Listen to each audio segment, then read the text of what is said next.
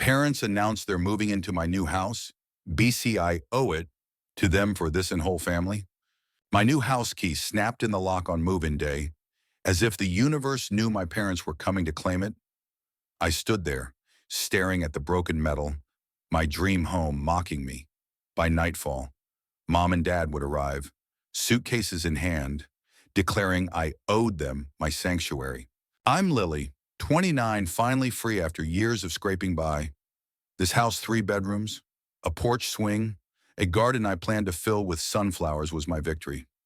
I grew up in a loud, crowded family of 6, where privacy was a myth and my parents' sacrifices were a daily lecture. We gave up everything for you, kid, Mom would say, her voice sharp as she recounted every penny spent on my braces, my brother's soccer camp, my sister's art lessons. Dad, quieter but no less firm, would nod, his eyes heavy with expectation. I worked 2 jobs through college, paid off my loans, and saved every dime for this house. It was mine, or so I thought. The trouble started at my housewarming party. I'd invited the whole family, parents, siblings, aunts, uncles, because I was proud.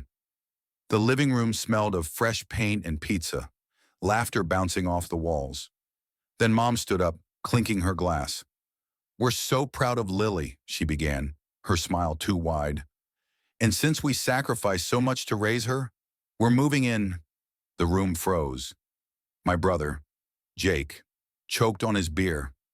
My sister, Mia, smirked like she knew this was coming. Dad just sat there, arms crossed, as if it was settled. "Excuse me," I said, my voice a squeak. Mom's eyes locked on mine, unyielding. "You owe us, Lily. We paid for your childhood. This house is big enough for all of us." Dad chimed in. "It's only fair. Family takes care of family." The room erupted. Aunt Carol cheered. "That's right," while Uncle Mike muttered about kids these days. Jake, always the peacemaker, tried to change the subject, but Mia leaned in, whispering, "You didn't think you could just leave us behind, did you?" I felt the walls closing in. This wasn't just about Mom and Dad. The whole family seemed to think my house was their entitlement, a reward for years of support I never asked for. I stormed to the kitchen, gripping the counter, my dreams slipping away. How did it come to this? Flash back to my childhood. Our house was a battlefield of noise and guilt. Mom and Dad worked hard, sure, but they wielded their sacrifices like weapons. Every missed vacation, every extra shift, was tallied up, a debt we kids were expected to repay. I was the good one, studious, quiet, always trying to make them proud. Jake rebelled, running off to backpack across Europe. Mia leaned into chaos, partying and dodging responsibility. But me, I stayed, worked, saved, believed I could build something of my own.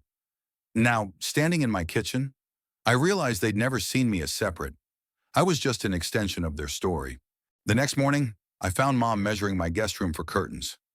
"This'll be perfect for us," she said, as if I'd agreed. Dad was outside eyeing my garage for his tools. I wanted to scream, but instead, I called a family meeting.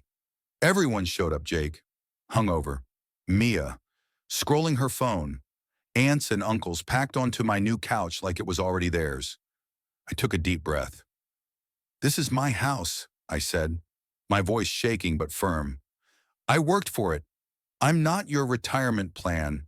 Mom laughed, a sharp, bitter sound. "After everything we did for you, you'd be nothing without us." Dad's face hardened. "You're selfish, Lily. Family shares," Mia chimed in.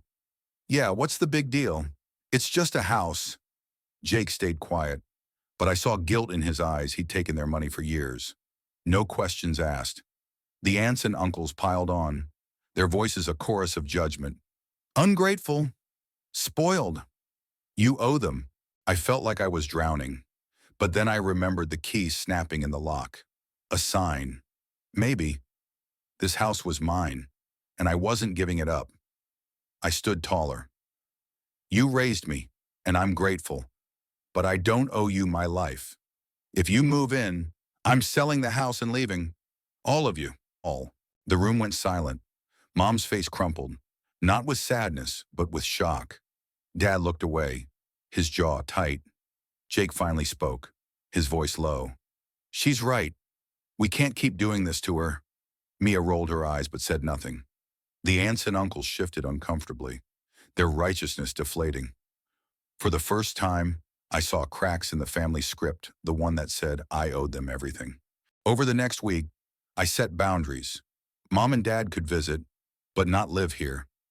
I offered to help them find a place nearby, even contribute to their rent if they needed it. But my house was my space. Slowly, they backed off. Mom cried, called me cold. Dad just nodded, like he'd expected this eventually. Jake started texting me, apologizing for staying silent too long. Mia, she's still mad, but I can live with that. The house feels like mine again. The garden's blooming with sunflowers, and the porch swing creaks under my weight alone. I've learned something brutal, but freeing family isn't a debt you repay forever. It's a bond, not a chain. I love them, but I love myself too. And that's not selfish, it's survival. What do you think, was Lily right to stand her ground? Or should she have compromised for family? Share your thoughts below. Ent.